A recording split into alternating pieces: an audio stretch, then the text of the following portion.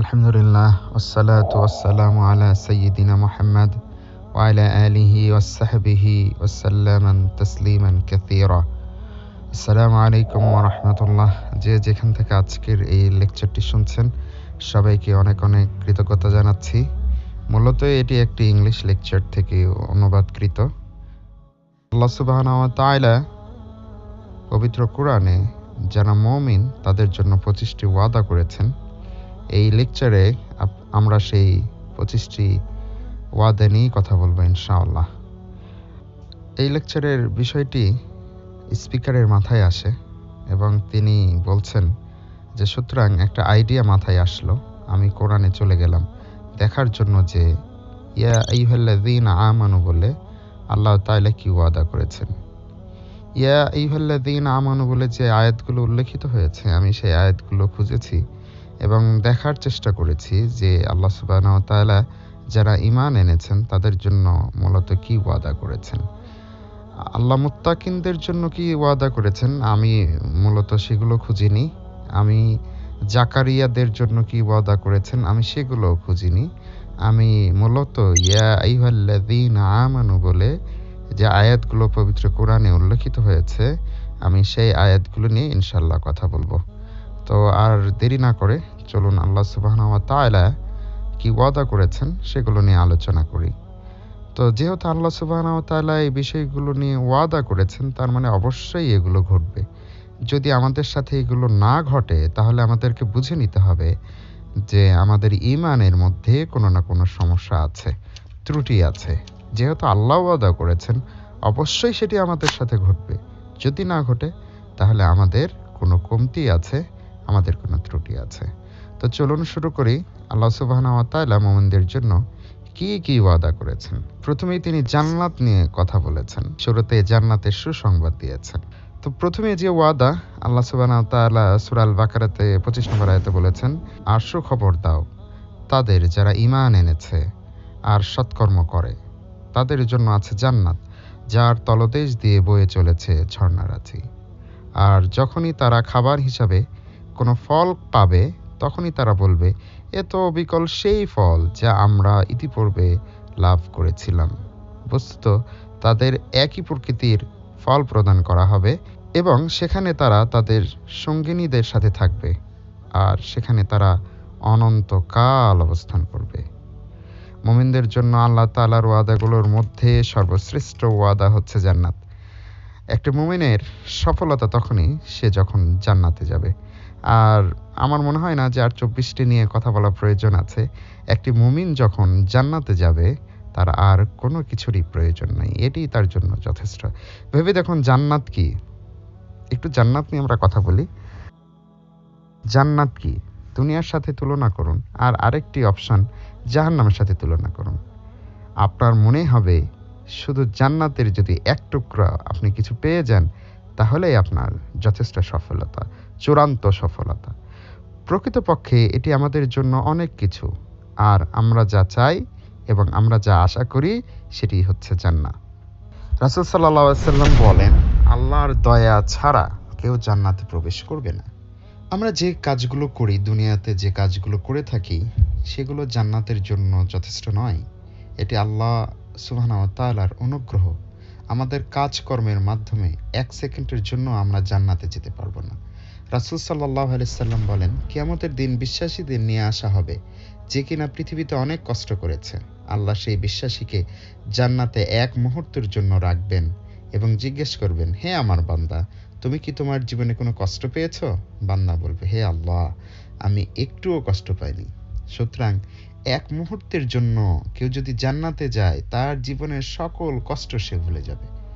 অপরদিকে রাসূল সাল্লাল্লাহু আলাইহি সাল্লাম বলেন, কিয়ামতের দিন সেই অবিশ্বাসীকে নিয়ে আসা হবে যে কিনা পৃথিবীতে অনেক সুখে ছিল।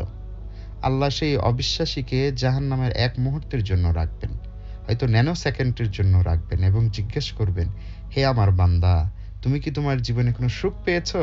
সে বলবে, না। সুতরাং 1 মুহূর্তের জন্য কাউকে যদি জাহান্নামে রাখা হয় সে তার জীবনের সব সুখ ভুলে যাবে।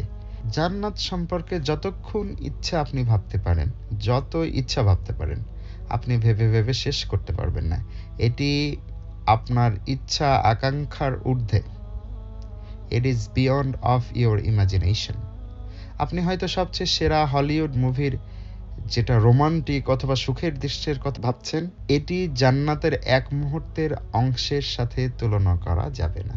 রাসূল সাল্লাল্লাহু আলাইহি সাল্লাম তার নিজ চোখে জান্নাত দেখে এসেছেন এবং তিনি বর্ণনা করতে চেষ্টা করেছেন যতদূর তিনি পেরেছেন।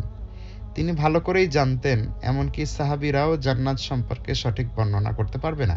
কারণ আপনি যদি কোনো কিছু না দেখেন তাহলে সেটা সম্পর্কে সঠিক ভাবতে পারবেন না। জান্নাতের বর্ণনা ভাষায় প্রকাশ করা সম্ভব নয়। এমনকি আপনি আপনার ভাবনার মাধ্যমে জান্নাতকে জেনে ইমাজিনেশন করে শেষ করতে পারবেন না। উদাহরণস্বরূপ বলা যেতে পারে, আপনি হয়তো মিলিয়ন কি বুঝবেন, ট্রিলিয়ন কি বুঝবেন, কিন্তু ইনফিনিটি কি সেটা কি বুঝতে পারবেন? সেটা বোঝানো সম্ভব নয়। যাই হোক, আপনি জান্নাতে চিরদিন বসবাস করবেন। আপনি কখনোই মারা যাবেন না। সেখানে কোনো শেষ নাই। আপনার মন জান্নাত সম্পর্কে ভেবে ভেবে শেষ করতে পারবে না।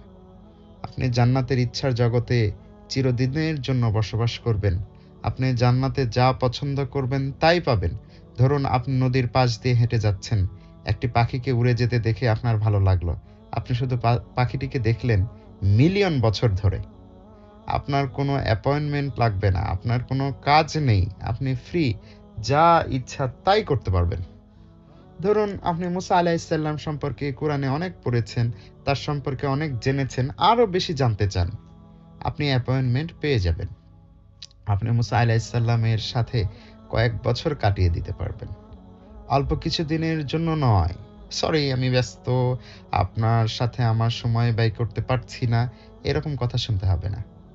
চাইলে আপনি মুহাম্মদ সাল্লাল্লাহু আলাইহি সাল্লামের সাথে দেখা করতে পারবেন, যতক্ষণ ইচ্ছা ব্যয় করতে পারবেন। তার কোনো ব্যস্ততা নাই আপনারও। আপনি কি জান্নাতের বিভিন্ন ক্যাটাগরিজ নিয়ে চিন্তা করছেন? বা আপনাকে কত জায়গা দেয়া হবে সেটা নিয়ে? রাসূল সাল্লাল্লাহু আলাইহি সাল্লাম সবচেয়ে নিম্ন লেভেলের জান্নাতের কথা বর্ণনা করতে গিয়ে বলেন, সবার শেষে জান্নাতে প্রবেশকারী পৃথিবীর প্রায় 10 গুণ জায়গার মালিক হবে। তাহলে সবচেয়ে জান্নাতের নিম্ন লেভেলে বসবাসকারী একজন ব্যক্তি পৃথিবীর সেরা ব্যক্তি। দুনিয়াতে কেউ তা স্বপ্নেও ভাবতে পারে না, কল্পনাও করতে পারে না। পৃথিবীতে এমন কোনো রাজা নেই যে পুরো পৃথিবী শাসন করেছে। সেখানে আপনি জান্নাতে পৃথিবীর তুলনায় 10 গুণ বড় পৃথিবী পাচ্ছেন। জান্নাতের তুলনায় পৃথিবীর রাজ্য মূলত কিছুই নয়। তারপরেও আপনি কি কল্পনা করতে পারেন, আপনি সবার শেষে জান্নাতে প্রবেশ করলেও আপনার রাজ্য পৃথিবীর 10 গুণের চেয়ে বেশি হবে? তাহলে আপনি কেন দুনিয়াতে এক খণ্ড জায়গার মালিক হওয়ার জন্য আপনার সারা জীবন পরিশ্রম করে চলেছেন? আপনি হারাম কাজ করছেন, আপনি সুদ নিচ্ছেন, সুদে লোন নিয়ে বাড়ি করছেন। যেখানে জান্নাতে আপনি একটি প্যালেসের মালিক হবেন। জান্নাত পেতে হলে আপনাকে আগে সালাত আদায় করতে হবে, আরও 12 রাকাত সুন্নাহ নামাজ আদায় করতে হবে। আপনারা সবাই জানেন, ফজরের আগে 2, জোহরের আগে 4, জোহরের পরে 2, মাগরিবের পরে 2, এশার পরে 2। মূলত এইগুলো আপনার অ্যাটলিস্ট করতে হবে। তো আজকে শুধু আমরা জান্নাত নিয়ে কথা বললাম। ইনশাল্লাহ আমাদের এই অডিওগুলো কয়েকটি পর্বে আসবে। ইনশাআল্লাহ আমরা একে একে পর্বগুলো আপলোড করব। সবাইকে অনেক ধন্যবাদ। আসসালামু আলাইকুম ওয়া রাহমাতুল্লাহ।